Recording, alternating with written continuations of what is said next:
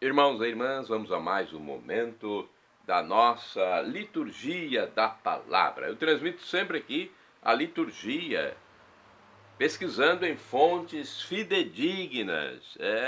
Eu pesquiso para que vocês tenham essa informação da liturgia católica universal.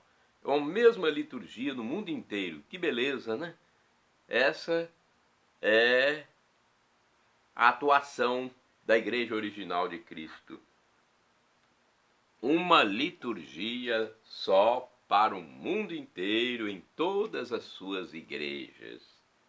Neste vídeo, eu transmito a liturgia referente ao dia 9, domingo, 9 de junho de 2024. Acesse meus endereços telemáticos, Paulo Roberto Maciel, 7919 no YouTube, tem quase 10 mil vídeos.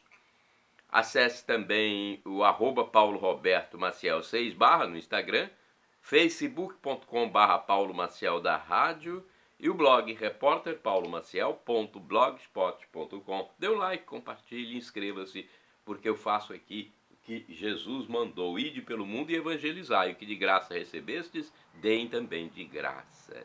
A nossa missão aqui é tentar salvar almas, incutir na mente das pessoas que Jesus é Deus, que Jesus morreu por nós como Cordeiro Santo na cruz para nos salvar, subiu ao céu, ascendeu ao céu e está sentado à direita do Divino Pai Eterno como nosso sumo sacerdote eterno, nosso intermediador, nosso irmão primogênito. Ele só espera que as pessoas creiam. Crer, ser batizado e arrepender-se dos pecados para viver, depois dessa passagem transitória por aqui, a vida eterna. Viver por todos os séculos dos séculos, com Deus Pai, Deus Filho, Deus Espírito Santo, com Virgem Maria, com São José, São Paulo, Santa Teresa d'Ávila, Santa Teresa de Calcutá, Santa Irmã Dulce, Santa Madre Paulina, São Frei Galvão. Viver com eles. Vamos viver com eles para sempre. Vamos lá, então. Liturgia referente ao dia 9 de junho de 2024, domingo, 10ª semana do tempo comum, no ano B, quando se enfatiza o evangelho escrito por São Marcos. A cor dos paramentos litúrgicos é verde, conforme eu estou exemplificando aqui, simbolizando. Temos a missa própria, com glória, eu creio, prefácio do domingo, e omite-se a memória de São José de Anchieta. Neste domingo, dia 9 de junho de 2024, é dia de São José de Anchieta. Omite-se a memória, porque justamente é o dia do Senhor da missa dominical. Mas daqui a pouco eu vou falar um pouquinho sobre o santo. Vamos às liturgias, às leituras, melhor dizendo, né? Primeira leitura, leitura do livro do Gênesis, capítulo 3, versículos do 9 ao 15. Depois que o homem comeu da fruta da árvore, o Senhor Deus chamou Adão, dizendo: onde estás? E ele respondeu: ouvi tua voz no jardim, e fiquei com medo, porque estava nu e me escondi. Disse-lhe o Senhor Deus: e quem te disse que estavas nu? Então comeste da árvore de cujo fruto te proibi comer? Adão disse: a mulher que tu me deste por companheira, foi ela que me deu do fruto da árvore e eu comi. Disse o Senhor Deus à mulher: por que fizeste isso? Por que fizeste isso? E a mulher respondeu: a serpente enganou-me e eu comi. Então o Senhor Deus disse à serpente: porque fizeste isso, serás maldita entre todos os animais domésticos e todos os animais selvagens. Rastejarás sobre o ventre e comerás pó todos os dias de tua vida. Porém, inimizade entre ti e a mulher, entre a tua descendência e a dela. Esta te ferirá a cabeça e tu lhe ferirás o calcanhar. Palavra do Senhor, graças a Deus. Agora é o Salmo responsorial, Salmo de resposta, 129 na Bíblia de tradução da Septuaginta para o latim, e 129, né, de tradução da Septuaginta para o latim, e 130 da tradução da Bíblia de Jerusalém. Versículos 1º ao 2º, 3º ao 4º AB, 4º C ao 6º, 4º C ao 6º, 7º ao 8º. Refrão é o versículo 7º. No Senhor toda graça e redenção. Vamos repetir? No Senhor toda graça e redenção. Das profundezas eu clamo a vós, Senhor. Escutai a minha voz. Vossos ouvidos estejam bem atentos ao clamor da minha prece. No Senhor toda graça e redenção. Se levardes em conta nossas faltas, quem haverá de subsistir? Mas em vós se encontra o perdão. Eu vos temo e em vós espero. No Senhor toda graça e redenção. No Senhor ponho a minha esperança, espero em sua palavra. A minha alma espera no Senhor mais que o vigia pela aurora. No Senhor toda graça e redenção. Espere Israel pelo Senhor mais que o vigia pela aurora. Pois no Senhor se encontra toda graça e copiosa redenção. Ele vem libertar a Israel de toda a sua culpa. No Senhor toda graça e redenção. Repitamos, no Senhor toda graça e redenção. Agora a segunda leitura. Leitura da segunda epístola de São Paulo aos Coríntios, capítulo 4, versículo 13, até o capítulo 18, e depois, capítulo 5, versículo 1. Irmãos, sustentados pelo mesmo espírito de fé, conforme o que está escrito, eu creio e por isso falei, nós também cremos e por isso falamos, certos de que aquele que ressuscitou o Senhor Jesus nos ressuscitará também com Jesus e nos colocará ao seu lado juntamente convosco. E tudo isso é por causa de vós, para que a abundância da graça em um número maior de pessoas faça crescer a ação de graças para a glória de Deus. Por isso não desanimamos, mesmo se o nosso homem exterior se vai arruinando, o nosso homem interior, pelo contrário, vai se renovando dia a dia. Com efeito, o volume insignificante de uma tribulação momentânea acarreta para nós uma glória eterna e incomensurável. E isso acontece porque voltamos os nossos olhares para as coisas invisíveis e não para as coisas visíveis. Pois o que é visível é passageiro, mas o que é invisível é eterno. De fato, sabemos que, se a tenda em que moramos, neste mundo, for destruída, Deus nos dá uma outra moradia no céu, e não é obra de mãos humanas, mas eterna. Palavra do Senhor, graças a Deus. Agora vamos ao Evangelho, vamos aclamá-lo e depois proclamá-lo. Evangelho escrito por São Marcos, capítulo 3, versículos do 20 ao 35. Aleluia, aleluia, aleluia, aleluia, aleluia, aleluia, aleluia, aleluia. Quem blasfemar contra o Espírito Santo nunca será perdoado, mas será culpado de um pecado eterno. Aleluia, aleluia, aleluia, aleluia, aleluia, aleluia, aleluia, aleluia. Senhor esteja convosco, Ele está no meio de nós. Proclamação do Evangelho de Jesus Cristo, segundo São Marcos. Glória a vós, Senhor. Pelo sinal da Santa Cruz, livra-nos Deus nosso Senhor dos nossos inimigos. Naquele tempo, Jesus voltou para casa com seus discípulos e, de novo, se reuniu tanta gente que eles nem sequer podiam comer. Quando souberam disso, os parentes de Jesus saíram para agarrá-lo, porque diziam que estava fora de si. Os mestres da lei, que tinham vindo de Jerusalém, diziam que ele estava possuído por Beelzebu e que pelo príncipe dos demônios ele expulsava os demônios. Então Jesus os chamou e falou-lhes em parábolas. Como é que Satanás pode expulsar Satanás? Se um reino se divide contra si mesmo, ele não poderá manter-se. Se uma família se divide contra si mesma, ela não poderá manter-se. Assim, se Satanás se levanta contra si mesmo e se divide, não poderá sobreviver, mas será destruído. Ninguém pode entrar na casa de um homem forte para roubar seus bens, sem antes o amarrar. Só depois poderá saquear sua casa. Em verdade, eu vos digo, tudo será perdoado aos homens, tanto os pecados como qualquer blasfêmia que tiverem dito. Mas quem blasfemar contra o Espírito Santo nunca será perdoado, mas será culpado de um pecado eterno. Jesus falou isso porque diziam: ele está possuído por um espírito mau.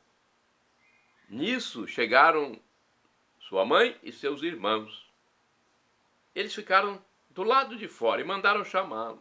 Havia uma multidão sentada ao redor dele. Então lhe disseram: tua mãe e teus irmãos estão lá fora e te procura. A tua procura? Ele respondeu: quem é minha mãe? Quem são meus irmãos?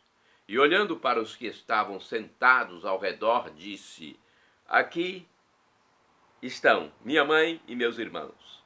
Quem faz a vontade de Deus é esse meu irmão, minha irmã e minha mãe. Palavra da salvação, glória a vós, Senhor. Pelo sinal da Santa Cruz, livra-nos Deus nosso Senhor dos nossos inimigos. É o Evangelho, um texto grande, né, do Evangelho. Eu tenho aqui, inclusive, só uma interpretação do livro Dia a Dia com o Evangelho. É Marcos, capítulo 3, do 20 ao 35. Só do 20 ao 21 tem uma pequena interpretação aqui do livro Dia a Dia com o Evangelho. Quando eles dizem que Jesus está fora de si, sombras escuras tiram a serenidade do missionário. Ao saber que Jesus foi para casa, podemos imaginar que pretendia descansar um pouco antes de retornar à pregação e às obras. Não consegue, pois as multidões se aglomeram ao seu redor de tal modo que não lhe sobra tempo nem para comer. Entretanto, Jesus não se indispõe contra o povo, mesmo ciente das energias que consome para atender tanta gente. O que realmente perturba o pregador do reino são os que não compreendem o projeto de Deus que Jesus veio realizar. Concretamente, aqui são os parentes, os próprios parentes, que querem interromper sua missão e o fazem com argumento impróprio e até ofensivo. Considerá-lo louco, fora de si, é negar a sua lucidez, anular as suas palavras e, pior, exigir que o tirem de circulação.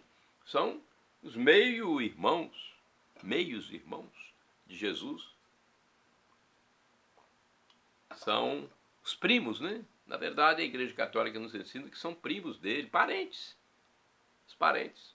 No momento lá acharam que ele estava fora de si. Não compreendiam que Jesus era o Messias. Agora temos aqui uma reflexão do livro Bíblia Sagrada, edição pastoral de 1990. Jesus está presente com o Espírito Santo, né? Em Jesus o Espírito Santo está presente. E o Espírito Santo leva a missão de libertar e desalienar os homens. Por isso, ele é acusado de estar possuído por um espírito impuro. Tal acusação é pecado sem perdão. Quando eles acusam Jesus de estar possuído por Beelzebu, isso é um pecado sem perdão. Para os acusadores, o bem é mal e o mal é bem. Parece a história do Brasil hoje em dia, né? Para os acusadores, o bem é mal e o mal é bem.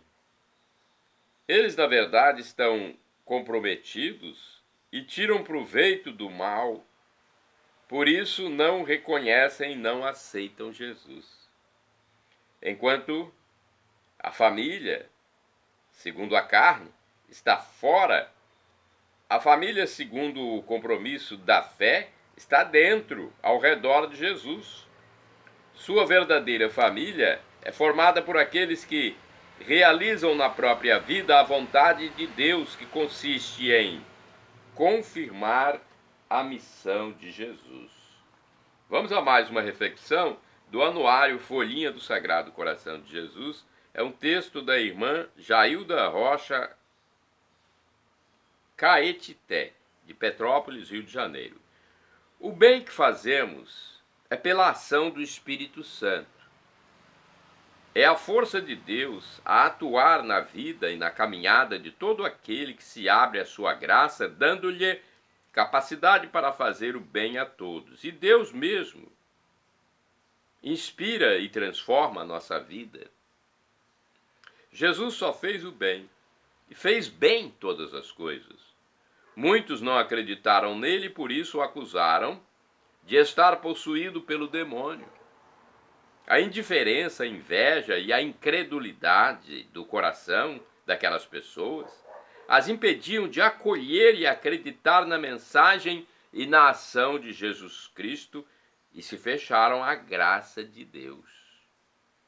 Com isso, pecaram contra o Espírito Santo.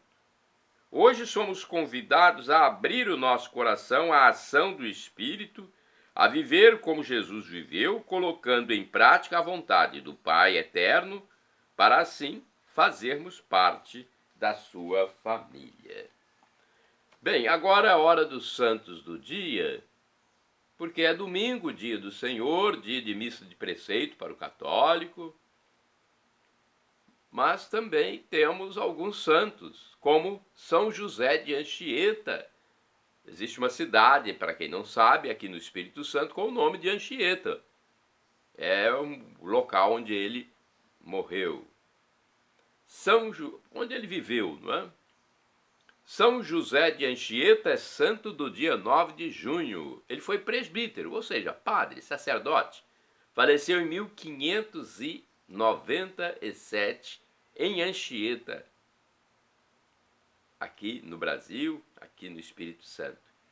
Nascido em 19 de março de 1534, na ilha de Tenerife, arquipélago das Canárias, de nobre família espanhola, Anchieta foi ainda muito jovem enviado a fazer seus estudos na célebre Universidade de Coimbra. Sentiu-se logo atraído pela Companhia de Jesus, na qual foi recebido em 1º de maio de 1551. Os médicos acharam conveniente para a sua saúde que ele viesse experimentar o clima e os ares da nossa pátria. Assim partiu ele em 8 de maio de 1553, em companhia do segundo governador-geral da colônia, Dom Duarte da Costa. Em janeiro de 1554, fundou a aldeia de São Paulo de Piratininga. Olha, essa aldeia logo se tornou foco de intensas atividades apostólicas.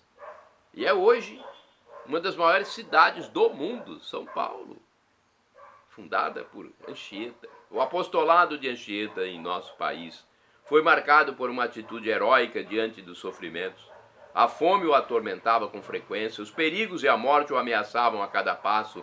Contudo, a Sagrada Eucaristia era a fonte de sua constante alegria em meio a essas provações e privações.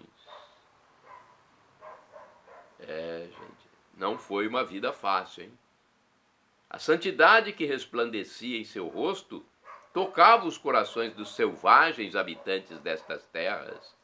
Atraídos pela fama de suas excepcionais virtudes, os indígenas acorriam numerosos para ouvir suas pregações. Falando-lhes em seu próprio idioma, ensinava-lhes com eloquência os mistérios da fé. Além disto, Deus concedeu-lhe em abundância o dom dos milagres para tocar as almas dos índios e atraí-los à sua santa igreja. Estando na aldeia de Heritiba, na capitania do Espírito Santo, recebeu a visita de inúmeras famílias indígenas convertidas ao cristianismo. Acolheu-as paternalmente, falou-lhes da vida eterna e das belezas indizíveis do céu, além dos horrores do inferno. Maravilhados, os selvagens ouviam-no de pé. Anchieta passou seus últimos anos na capitania do Espírito Santo, hoje, Estado do Espírito Santo. A 9 de junho de 1597, no Colégio Jesuíta de Heritiba, faleceu serenamente, pronunciando os dulcíssimos nomes de Jesus e de Maria. Homens, mulheres e crianças acorreram aos milhares para despedir-se aos prantos. Transportado aos ombros pelos índios, seu corpo foi sepultado em Vitória, na igreja de Santiago. O bispo do Rio de Janeiro, Dom Bartolomeu Simões Pereira, que oficiou as exéquias, proclamou nesta ocasião o apóstolo do Brasil. Olha que história bonita, a de São José de Anchieta. Parabéns aos anchietenses, município que leva o nome do apóstolo do Brasil, aqui no Espírito Santo. Santo do dia 9 de junho, São Columba foi abade, faleceu em 597. Grande apóstolo da Irlanda e Escócia, fundou o mosteiro de Iona, que teve sob sua jurisdição mais de 40 conventos. Santo do dia 9 de junho, São Ricardo de Andria, bispo do século XII. Ricardo foi sacerdote de origem inglesa, eleito bispo de Andria, na Itália. Atribui-lhe numerosos milagres. Santo do dia 9 de junho, Beato Roberto Salt. Foi monge e mártir, faleceu em 1537. Foi um monge cartucho preso durante o reinado de Henrique VIII da Inglaterra. Ele morreu de fome no cárcere após essa prisão comandada pelo rei Henrique VIII. Santo do dia 9 de junho, Beato José Imbert. Foi presbítero, é o sinônimo de padre, sacerdote. Foi mártir também. José Imbert faleceu em 1794. Foi um religioso jesuíta nomeado vigário apostólico de Moulins por Pio VI, durante a Revolução Francesa. Foi preso numa galeria em Rochefort, onde morreu. Santa do dia 9 de junho, Beata Ana Maria Taige, mãe de família. É uma santa, olha aí, uma mãe de família, não era uma ordenada. Não era uma ordenada, não era uma religiosa como freira, como as irmãs, não era. Mesmo assim é santa. Mãe de família, terciária trinitária e simples doméstica, suportou com paciência o caráter violento de seu marido. Possuía singular dom de sabedoria, discernimento dos espíritos e profecia. Santo do dia 9 de junho, Beato Luiz Bocardo, faleceu em 1936. Foi presbítero, padre, sacerdote. Presbítero da Diocese de Turim, fundador do Instituto das Filhas de Jesus Rei e sacerdote.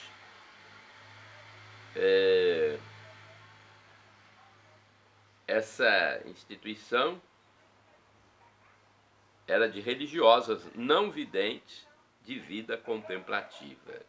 Shalom Adonai é uma expressão hebraica que significa a paz de Deus. É o que eu desejo para todos vocês. El Shaddai, também do hebraico, significa o Deus do impossível.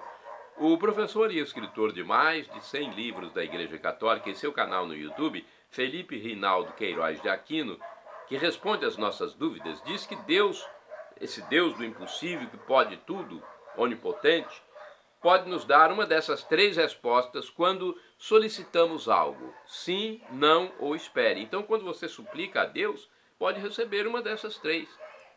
Todas elas são a melhor coisa para nós. Eu já recebi muitos nãos de Deus. Na hora eu não entendi. Só fui entender mais tarde.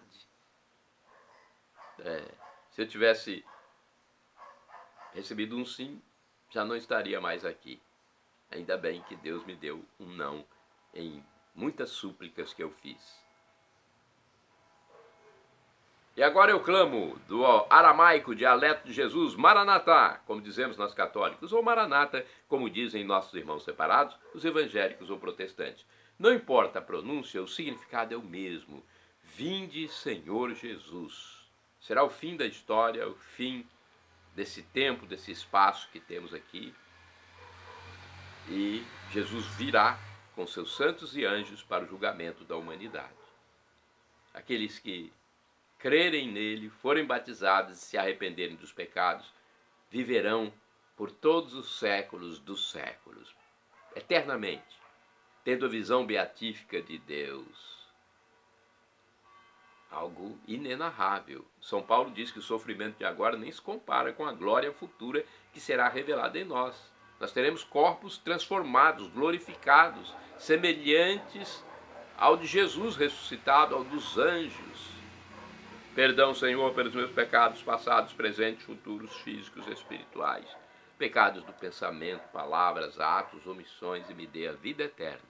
Meu Jesus, eu quero a vida eterna convosco. @Paulo Roberto Maciel, Maciel 7919. YouTube, hein? @Paulo Roberto Maciel 6/ Instagram.